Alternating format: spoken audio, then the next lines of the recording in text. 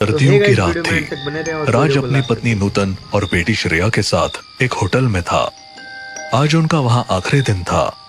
उन्होंने सोचा कि रात गुजारकर सुबह निकल जाएंगे, लेकिन होटल ने उन्हें उसी वक्त चेकआउट करने के लिए कह दिया, तो उन्हें मजबूरन रात में ही वहां से निकलना पड़ा। इन होटल वालों के अंदर जरा भी इंसानियत नहीं है। अगर रात गुजार लेने देंगे तो क्या हो जाएगा। चलिए कोई बात नहीं, आगे चलते हैं। कहीं न कहीं रुकने की जगह मिल ही जाएगी। हम लोग कहाँ जाएंगे पापा? चलो कार में बैठो, देखते हैं। वो लोग एक छोटे शहर में थे। वहाँ से निकलकर उन्हें कोई भी होटल नहीं मिला। चलते चलते वो लोग शहर से बाहर आ गए और हाईवे पर चलने लगे। तभी अचानक राज ने महसूस किया कि रास्ते में एक भी बंदा या गाड़ी नजर नहीं आ रही है। उसे ये बात बड़ी अजीब लगी। तभी अचानक पीछे से एक बड़ा सा ट्रक हॉर्न बजाता हुआ आया, जिससे तीनों लोग झिझक गए और राज के हाथों से स्टीयरिंग अचानक घूम गया और कार ट्रक से टकराते टकराते बची। हे भगवान, ये क्या था? मेरी तो जान ही निकल गई। जल्दी कोई रुकने की जगह ढूंढो। थोड़ी दूर चलने के बाद उन्हें दूर को एक लाइट जलती दिखी। अरे वो देखो, वहाँ लाइट जल रही है। चलो वहीं चलते हैं। ये तो कोई गांव लग रहा है। राज ने कार कच्चे रास्ते पर मोड़ी और वो उस जगह पर पहुंचे। वहाँ एक महल जैसा दिखने वाला भवन था। उसके ऊपर बड़े अक्षरों में लिखा था, शनिवार वाड़ा। ये जगह कितनी सुंदर है। यहीं रुकते हैं ना? ये किसका घर है पापा? ये तो अंदर जाकर ही पता चलेगा बेटा। वो लोग महल के अंदर गए, पर वहाँ कोई भी नहीं था। बड़ी अजीब बात है, इतने बड़े महल में कोई है ही नहीं। अरे तो हमें क्या मतलब, हमें तो बस रात गुजारनी है। एक कमरा देखकर वो लोग सोने चले गए, लेकिन रात में अचानक उन्हें किसी की फुसफुसाने की आवाज सुनाई दी। राज, नूतन, राज, नूतन। राज, कोई हमारा नाम ले रहा है। अरे ये तुम्हारा वहम है, सो जाओ। नहीं, सच में सुनो। अब राज भी उठ गया। दोनों को हल्की हल्की आवाजें सुनाई दी। फिर अचानक सब शांत हो गया। हाँ, मुझे भी लगा था कोई हमारा नाम ले रहा है, लेकिन ये नींद और थकावट की वजह से हो रहा था। यहाँ कोई है ही नहीं जो हमारा नाम ले, और अगर होता भी है तो उसे हमारा नाम कहाँ से पता चलेगा। इसलिए चुपचाप सो जाओ और मुझे भी सोने दो। रात भर उन्हें कुछ न कुछ अजीब लगता रहा और वो बस किसी तरह से रात काट पाए। लेकिन जब सुबह हुई तो उन्हें असली शौक लगा। भव्य महल अब एक खंडर में बदल चुका था। ये क्या हो गया? पापा, ये महल इतना गंदा कैसे हो गया? भगवान के लिए जल्दी बाहर निकलो यहाँ से। वो लोग डर से थरथराते हुए बाहर निकले। रास्ते में गांव वालों से उनकी मुलाकात हुई। राज ने उन्हें पूरी बात बताई। अरे, आप लोग बच कैसे गए? ये शनिवार वाड़ा है, एक भूतिया खंडहर। यहाँ कोई नहीं जाता, और जो जाता है वो जिंदा वापस नहीं लौटता।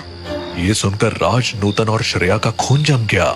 भगवान का बहुत बहुत शुक्र है जो हम बच गए। अब हमारी आगे जाने की हिम्मत नहीं हो रही। क्या हम इस गांव में रुक सकते हैं एक दिन के लिए?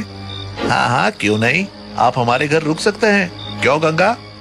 हाँ हाँ बिल्कुल। तो हे गाइस, आप लोग हमारे गांव के मेहमान हैं। आइए चलिए, अपनी कार हमारे घर की तरफ ले आइए। बहुत बहुत शुक्रिया आपका। मोहन और गंगा राज, नूतन और श्रेया को अपने घर ले आए। आप जितना चाहे यहाँ रुक सकते हैं। जब थोड़ा ठीक लगे तब चले जाना। तुम्हारा बहुत बहुत शुक्रिया बहन।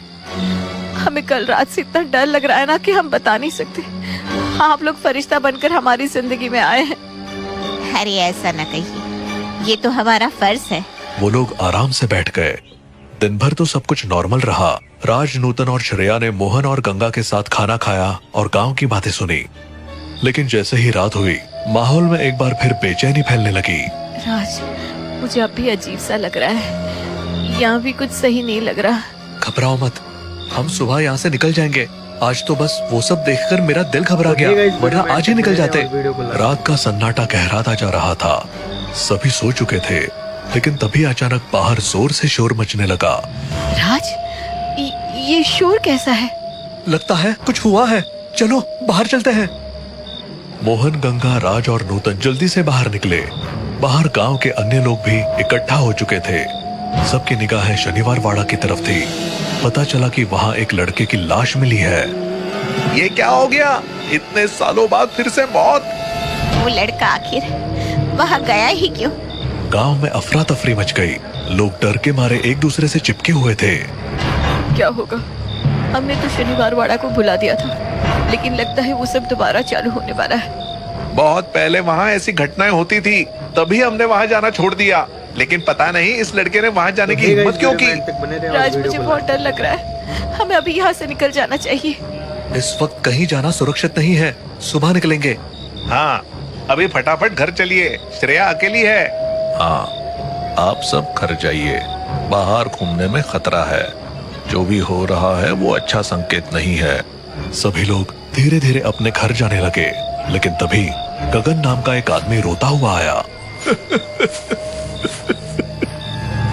मेरा बच्चा कहाँ गया? वो अभी तक मेरे साथ था। गगन की बात सुनते ही सब चौकन्ने हो गए। लोग उसके बच्चे को ढूंढने के लिए इधर उधर भागने लगे। थोड़ी देर बाद बच्चे की लाश एक पेड़ से लटकी हुई मिली। ये किसने किया? मेरा बच्चा, मेरे बच्चे को क्यों मारा? हे भगवान, मेरा बच्चा, मेरा बच्चा। गगन जमीन पर बैठकर फूट फूट कर रोने लगा और सरपंच ने लोगों को एक जगह इकट्ठा होने को कहा। ये मामला बहुत बड़ा हो गया है, कुछ बहुत गलत हो रहा है। हमें समझना होगा कि ये सब क्यों हो रहा है। तभी गगन ने राज और नूतन की ओर इशारा किया। ये सब इन्हीं की वजह से हो रहा है।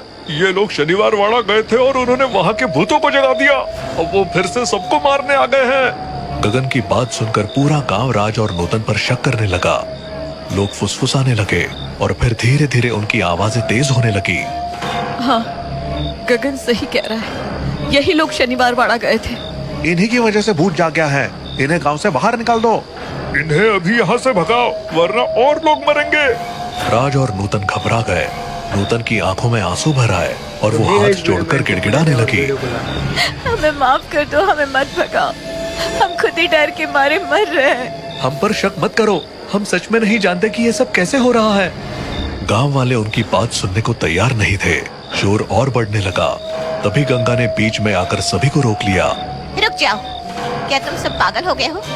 ये लोग खुद डरे हुए हैं और तुम लोग इन्हें दोष दे रहे हो। लेकिन गंगा, ये लोग शनिवार वाड़ा गए थे। अगर गए भी तो क्या ये जानबूझकर किसी को जगाने गए थे? शांति से सोचो कि अब क्या करना है। हमें किसी तांत्रिक को बुलाना चाहिए या कुछ और करना चाहिए। गंगा की बात सुनकर लोग शांत हो गए। तभी नूतन घबरा कर बोली, मेरी श्रेया घर में अकेली है, मैं उसे ले आती हूँ। नहीं, तुम हमारी आंखों के सामने से नहीं हटोगी। तुम यहीं रुको, मैं उसे लेकर आती हूँ। गंगा जल्दी से श्रेया को लाने घर चली गई। बाकी सभी लोग डर के मारे एक जगह बैठ गए।